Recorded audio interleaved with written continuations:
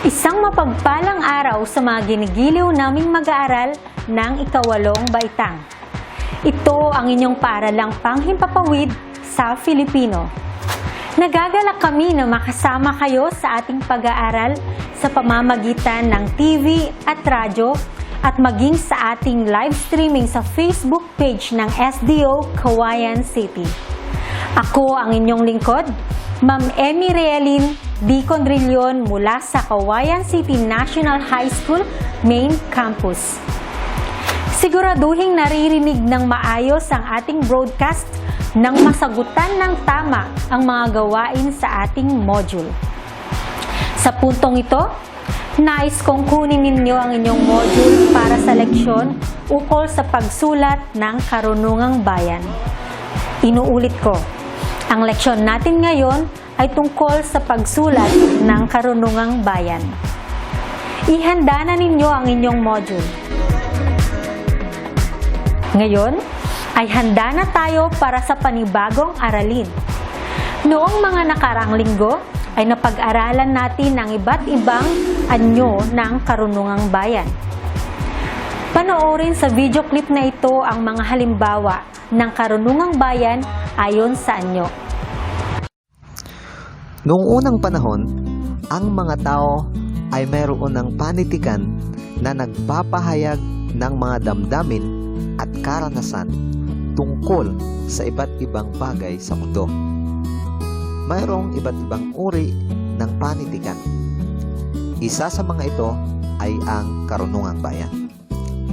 Ang karunungang bayan ay katutubong panitikan na mapaghahanguan ng sinaunang paniniwala.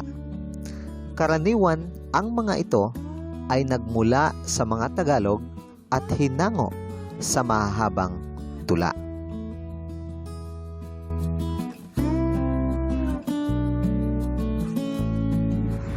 Una, ang salawikain. Ang salawikain ay nakaugalian ng sabihin at sundin bilang tuntunin ng kagandahang asal ng ating mga ninuno na naglalayong mangaral at akayin ang kabataan tungo sa kabutihang asal. Katumbas ng proverb, adage, epigram, maxim sa Ingles. Nagsilbing batas at tuntunin ng kagandahang asal ng ating mga ninuno, mga aral at paalaala, hango sa karanasan ng lahi. Halimbawa, aanhin pa ang damo kung patay na ang kabayo. Walang sumisira sa bakal kundi ang sariling kalawang. Kung ano ang itinanim, siya rin ang aanihin. Ang may mabuting kalooban, may gantimpalang nakalaan. Anak na di paluhain, ina ang pagtatangisin. Kung hindi ukol, hindi bubukol. Pangalawa, sawikain o idioma. Ang mga sawikain o idioma ay mga salita o pahayag na nagtataglay ng talinghaga.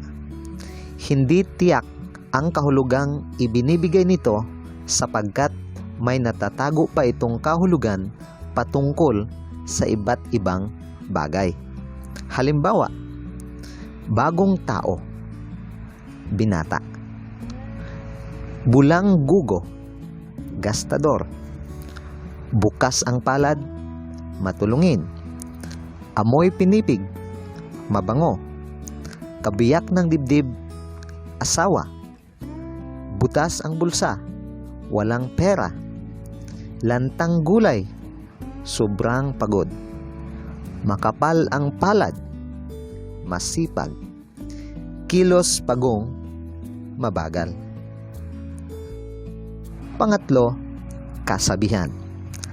Ang mga kasabihan noong unang panahon ay yaong mga tugmang sinasambit ng mga bata at matatanda na katumbas ng mga tinatawag na Mother Goose Rhymes.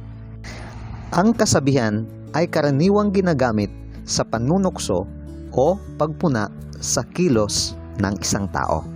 Halimbawa, putak-putak, batang duwag, matapangkat na sapugad.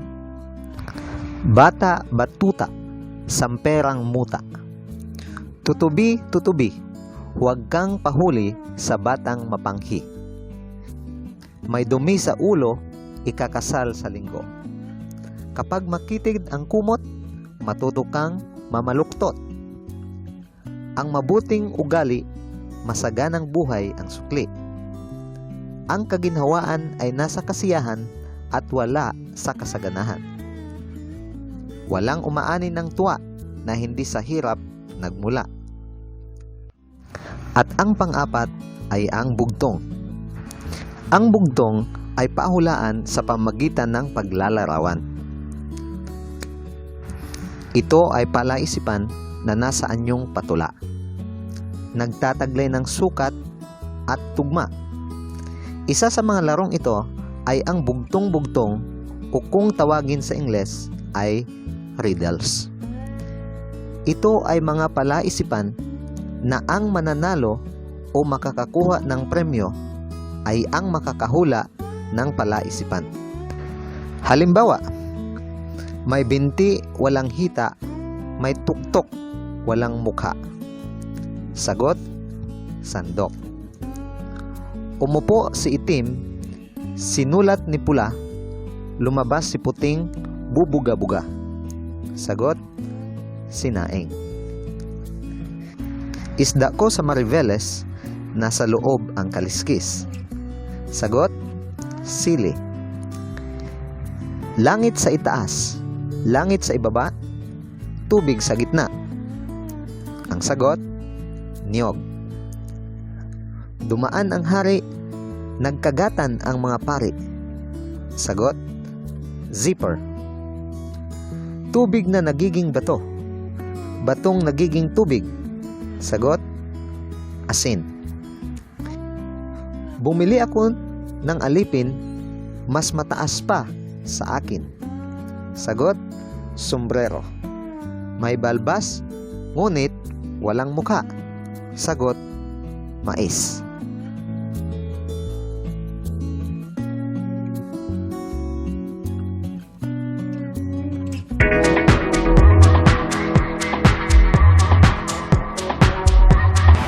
Sa mga karunungang bayan na nakita ninyo sa video clip, mapapansin ang taglay nitong sukat at tugma. Ano nga ba ang sukat at tugma?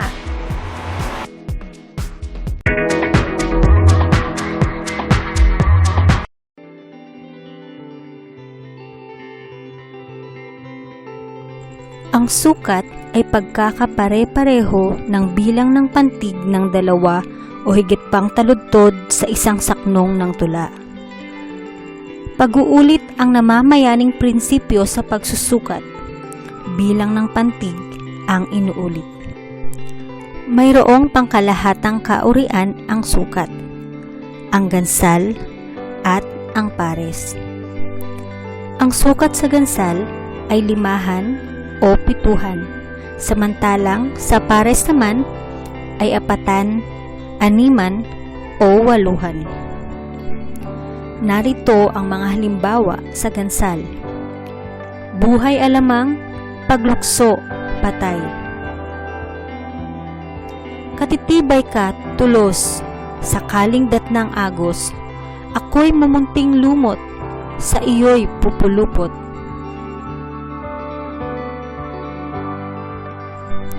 At narito naman ang mga halimbawa sa pares. Kung di ukol, di bubukol. Bumbong kung liwanag, kung gabi ay dagat.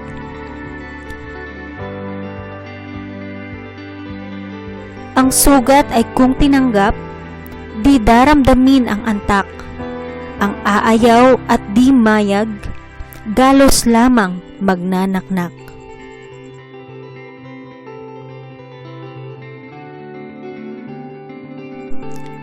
Ang tugma naman ay pagkakapare-pareho ng dulong tunog ng dalawa o higit pang taludtod sa isang saknong ng tula. Pag-uulit ang namamayaning prinsipyo sa pagtutugma. Nauulit ang dulong tunog ng panghuling salita ng sinundang taludtod. Tandaan, tunog o ponema ang inuulit, hindi titik.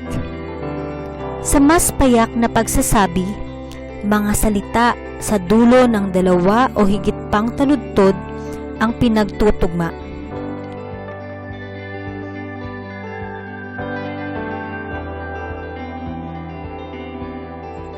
Magkatugma ang anumang dalawa o higit pang salita kung ang mga ito ay nagtatapos sa iisa o magkapamilyang tunog o ponema. Narito naman ang pangkalahatang kaurian ng tugma, ang patinig at ang katinig. Sa patinig ay ang A, E, I, O at U.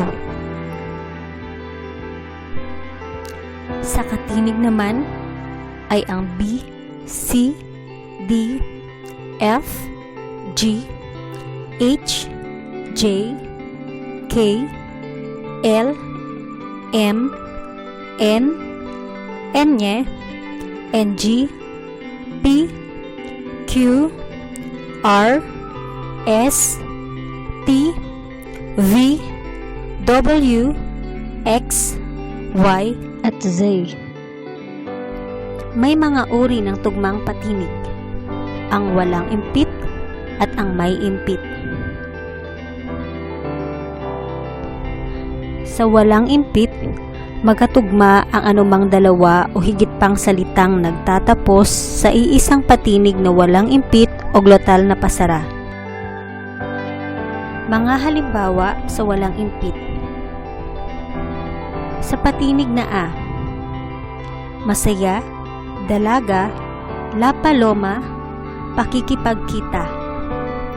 Sa patinig na E o I, masiste, tawi-tawi, kostumbre, pagpapakabayani. At sa patinig naman na O at U, sulu, aso, datu, asikaso.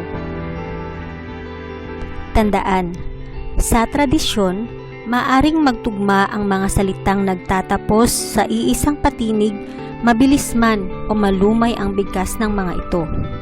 Laging alalahaning mabilis o malumay lamang ang mga uri ng bigkas na tinataglay ng mga salitang nagtatapos sa patinig na walang impit. May impit.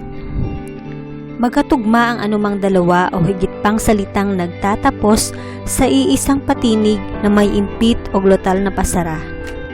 Narito naman ang mga halimbawa sa may impit. Sa patinig na A, salita, dinarakila, mapagpakana, pakikidigma. Sa patinig naman na E at I, luwalhati, katunggali, alingtale, naghahari. At sa patinig naman na O at U, siphayo, tabo, paglalaho, at halo-halo. Tandaan, sa tradisyon, maaring magtugma ang mga salitang nagtatapos sa iisang patinig, maragsaman o malumay ang bigkas ng mga ito. Laging alalahaning maragsa o malumi lamang ang mga uri ng bigkas na tinataglay ng mga salitang nagtatapos sa patinig na may impit.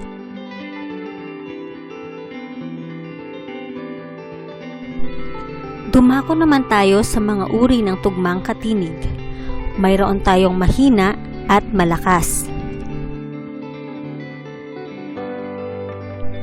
Mahina ang tugmang katinig kung magkatugma ang anumang dalawa o higit pang salitang magkatulad ang patinig ng huling pantig at ang pinakadulong ponemang katinig ay alinman sa L, M, N, NG, R, W at Y. Narito ang ilang mga halimbawa. Sa patinig na A, kasal, alam, halaman, gatang, lahar, sayaw, at bitay. Sa patinig naman na E at I, anghel, kulimlim, debelen, duling, baler, agyo, spray. At sa patinig naman na O at U, buhol, gahom, pantalon, barong-barong, motor, baduy.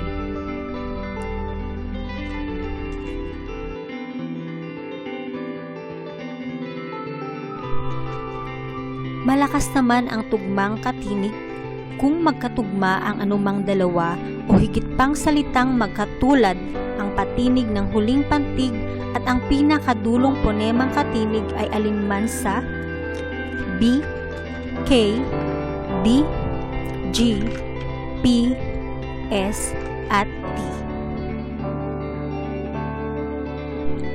Mga halimbawa sa patinig na A: hikab, tagaktak, paglalahad, pusag, alapaap, patalastas, at pag-uulat. Sa patinig naman na E at I, talahib, matalik, bilibid, pinipig, buntis, pinakbet. At sa patinig naman na O at U, lukob, tarok, panghilod, halughog, kupkop, hulagpos, at kilabot. Hindi man nagtatapos sa ok o uk, binibikas ang tarok ng paganito. Tarok. Kaugnay nito, lahat ng mga bagong katinig na nadagdag sa ating alpabeto, maliban sa enye, ay maitutugma sa mga katutubong katinig na malakas. Narito ang ilang mga halimbawa. Sa patinig na A: staff, Iraq, tax, buzz. Sa patinig naman na I o E: basic, reef, Steve, Kleenex. At sa patinig naman na O at U: havoc, stove, Xerox, Oz.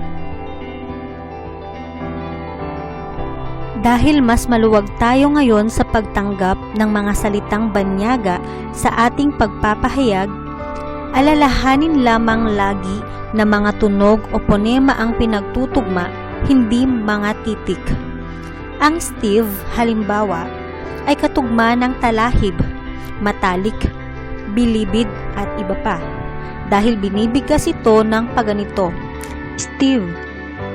Katugma rin ng mga ito ang Kleenex dahil ang namamayaning dulong tunog sa bigkas ng salitang Kleenex o Kleenex ay katinig na malakas. May mga antas ng tugmaan: payak, tudlikan, pantigan, at dalisay. Payak o karaniwan ang antas ng tugmaan kung simpleng sinusunod lamang ang natalakay ng panuntunan sa pagtutugma sa itaas. Ang mahalaga lamang ay ang pag-uulit ng dulong tunog ng salita, malumay man o mabilis o malumi man o maragsa ang bigkas ng mga salita. Sa antas na tudlikan, isinasaalang na ang bigkas ng salita. Tutugma lamang ang maragsa sa maragsa, ang malumi sa malumi, ang mabilis sa mabilis, at ang malumay sa malumay. Kung babalikan ang mga halimbawa sa column A, magkatugma ang masaya at dalagas sa antas na payak. Ngunit, kung iaakyat sa antas na tudlikan, ang masaya at dalaga ay hindi magkatugma. Mabilis ang masaya, malumay naman ang dalaga. Sa column O at U, magkatugma sa payak na antas ang pantalon at barong-barong. Ngunit hindi magkatugma ang mga ito sa antas na tudlikan dahil ang pantalon ay mabilis samantalang ang barong-barong ay malumay. Narito ang ilang mga halimbawa sa column A. Ligaya, pag-asa, kasama, harana. Sa column E at I, lunti, budhi, hikbi, pagwawagi. At sa column O at U, bulalakaw, pakikipag-away, panambitan, at parang. Sa antas na pantigan, bukod sa bigkas, isinasaalang-alang na rin ang pagkakapareho ng dulong patinig-katinig o katinig-patinig ng mga pinagtutugmang salita. Lahat ng mga halimbawang ibinigay ay hindi papasang magkakatugma sa antas na pantigan.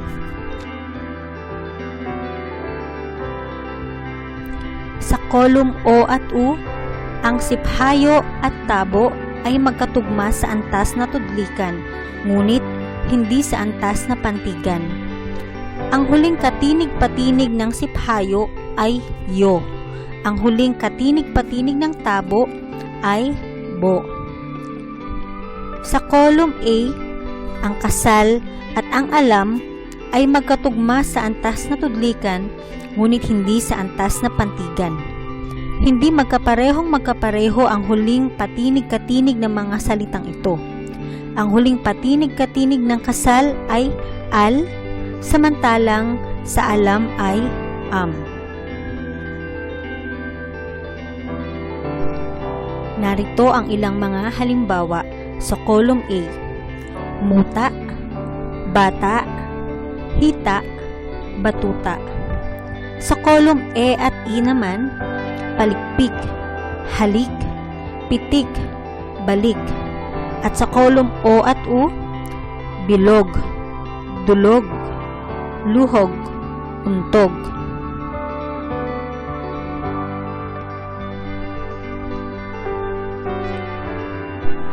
Sa antas na dalisay, bukod sa pagkakapareho ng bigkas at pagkakapareho ng dulong patinig-katinig o katinig-patinig, isinasaalang-alang na rin ang pagkakapareho ng patinig bago ang huling pantig ng mga pinagtutugmang salita. Sa mga halimbawa, magkatugma sa antas na dalisay ang mga salitang muta at batuta sa column A. Pansining sa mga salitang ito, kapwa yu ang patinig bago ang huling pantig. Ang palikpik at pitik sa column E at I ay magkatugma rin sa antas na dalisay. Kapwa I ang patinig bago ang huling pantig sa mga salitang ito. Sa column O at U, magkakatugma sa antas na dalisay ang mga salitang dulog, luhog at untog. Pare-parehong U ang patinig bago ang huling pantig sa mga salitang ito. Narito ang ilang mga halimbawa sa column A. Tula, dula, bula, putla. Sa column E at I, mithi, sidhi, binhi, palaihi. Sa column O at U naman, balo, salo, talo, malo.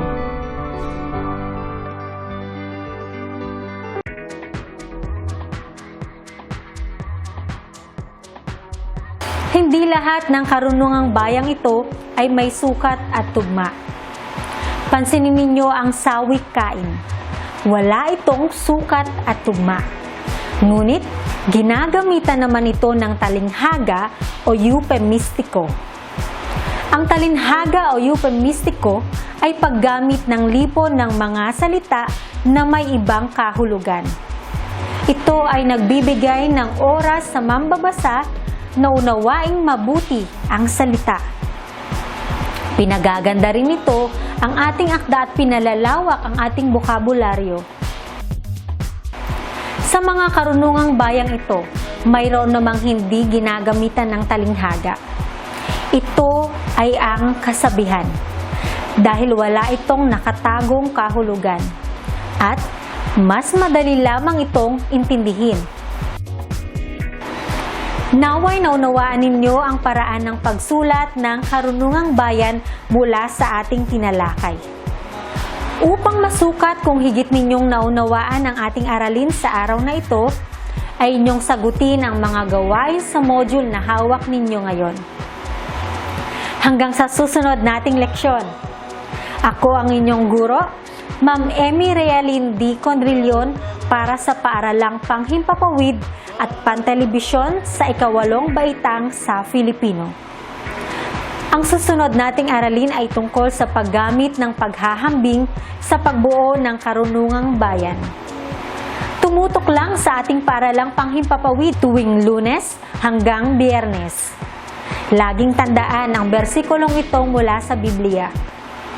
Tumiwala ka sa Panginoon ng lahat mong puso at huwag kang manalig sa iyong sariling kaunawaan.